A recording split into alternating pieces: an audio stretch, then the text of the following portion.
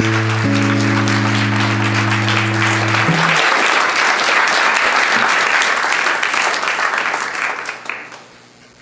right, so much thanks to Yadin and Allison. Allison, thank you for gracing our sanctuary with your music this morning.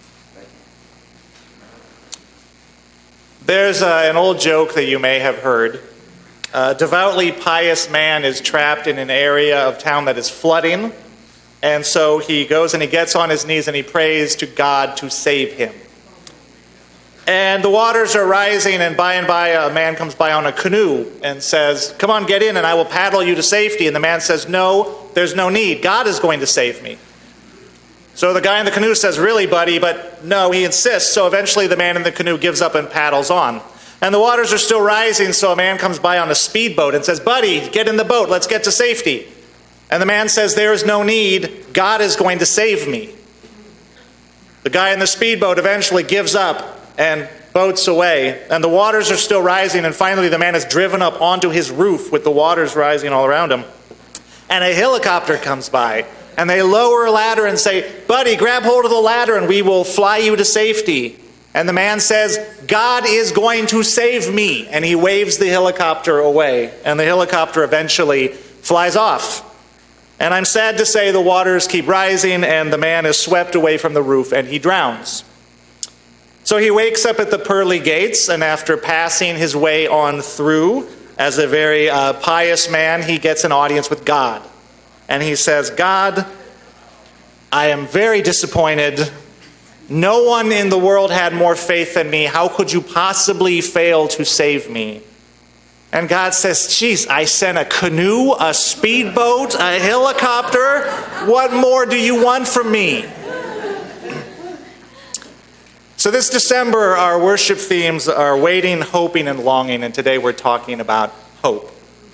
And the joke reminds us of our human tendency to want the answers to our problems to look like we want them to look like.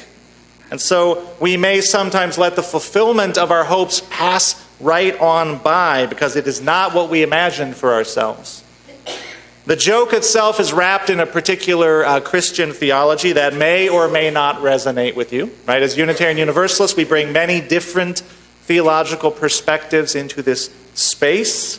Some people believe in a god or a goddess or gods who provide direct assistance to those who are in need, who answer prayers, who help us manifest things that we desire.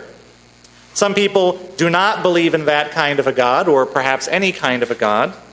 So different theological worldviews will put a different spin on what exactly hope means or what we can and can't hope for. But the human need for hope cuts across all theologies. In the book House of Hope, UU theologians John Behrens and Rebecca Parker write, "Hope rises. It rises from the heart of life, here and now, beating with joy and sorrow. Hope longs. It longs for the good to be affirmed, for justice and love to prevail, for suffering to be alleviated, and for life to flourish in peace. Hope remembers. It remembers the dreams of those who have gone before and reaches for connection with those across the boundary of death. And finally, hope acts. It acts to bless, to protest, and to repair." So our hopes reflect the most intimate experiences of our lives and the deep needs of our spirit. Sometimes we hope for an opportunity, a callback on a job, a raise, a promotion, a letter of acceptance. Sometimes our hopes reflect the fragility of these human bodies that we are. We hope for swift healing from a surgery. We hope the cancer has gone into remission. We hope our child is better tomorrow. Sometimes our hope reflects unmet needs. We really hope we meet someone at that party tonight. Sometimes they reflect needs we have been ignoring. Have you ever hoped that you would get a cold or the flu because at least then you get like a day in bed? Am I the only one who's ever hoped that? So it's important to honor our hopes. Our practical brain can sometimes be impatient with our hopeful spirit, particularly with the hopes that are least likely to be fulfilled today or tomorrow or next week. But there is something true and pure contained in every one of our hopes. And always, if we sit with our hopes, we will learn something important about ourselves. Our hopes reflect our precious ability to imagine the world as it could be. Hope is an orientation towards the future that sees possibility. The opposite of hope is a belief that the future is already closed off or it has been determined by the present. It's the belief that things cannot be other than they are. The resignation that the way today is the way it always must be. But hope is born out of possibility, and possibility is born out of freedom, the freedom of people to change and to grow and to create and alter their circumstances. Hope assumes we have the freedom to change the trajectory of history or change the trajectory of our own lives, our personal story or the larger human story. And Unitarian Universalism, as a religion with a strong commitment to choice and to freedom, and a strong belief in the power of the human spirit, is a religion of hope.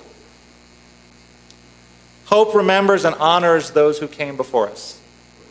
We are the products of our ancestors' hopes and dreams. Sometimes that hope is a stepping stone that lifts us up and increases the reach of our spirit.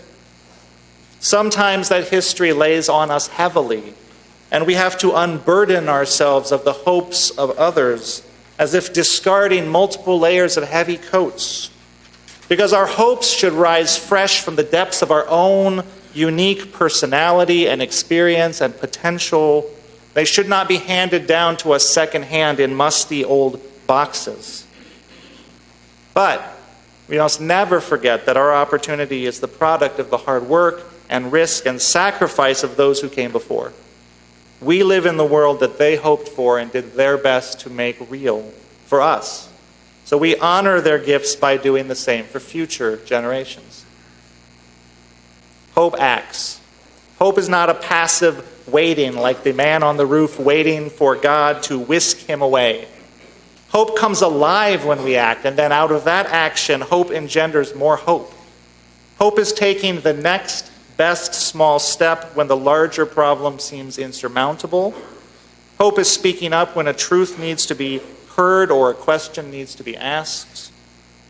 Hope is reaching out to a friend or a partner and being honest about what we need, rather than waiting for them to read our minds or get it right. And hope is taking a risk in the service of our dreams.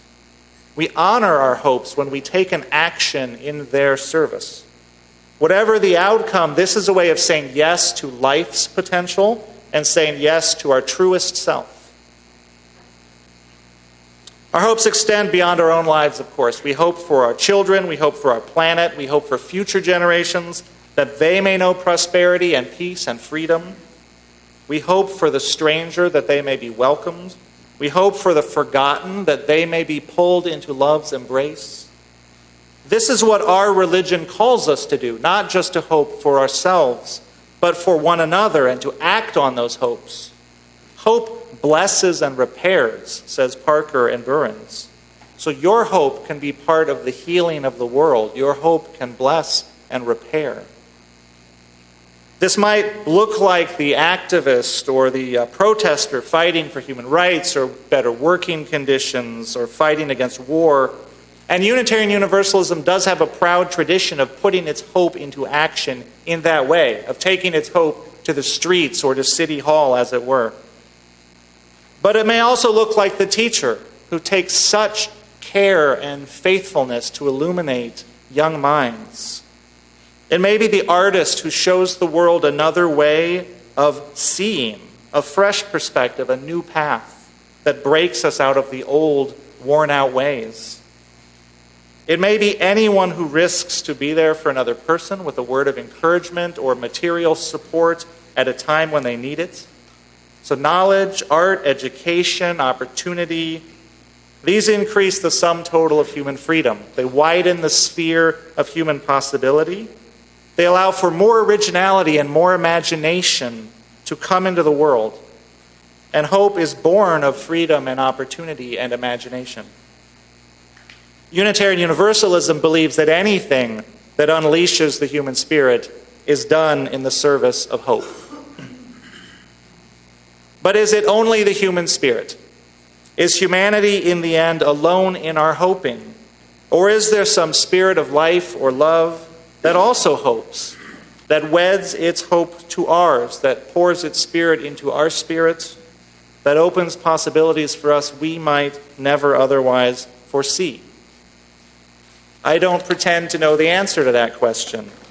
And Unitarian Universalism does not claim any special revelation on the subject, any privileged truth.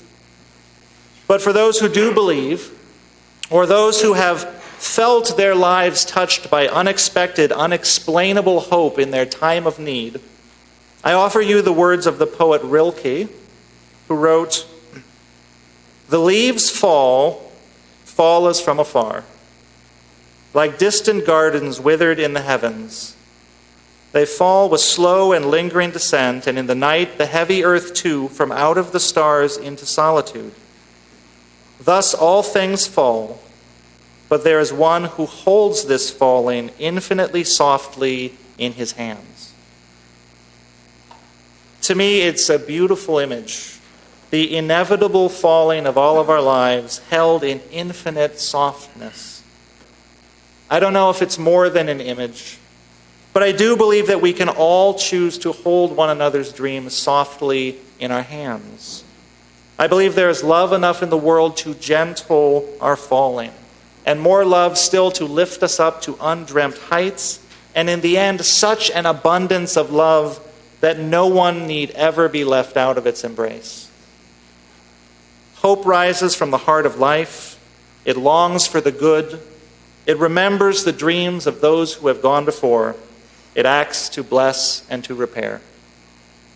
And hope risks to love the world faithfully and fiercely, even in its uncertainty, even as all things fall. May this community then be a place of hope for all of us individually, for all who enter these doors, and for the wider world outside.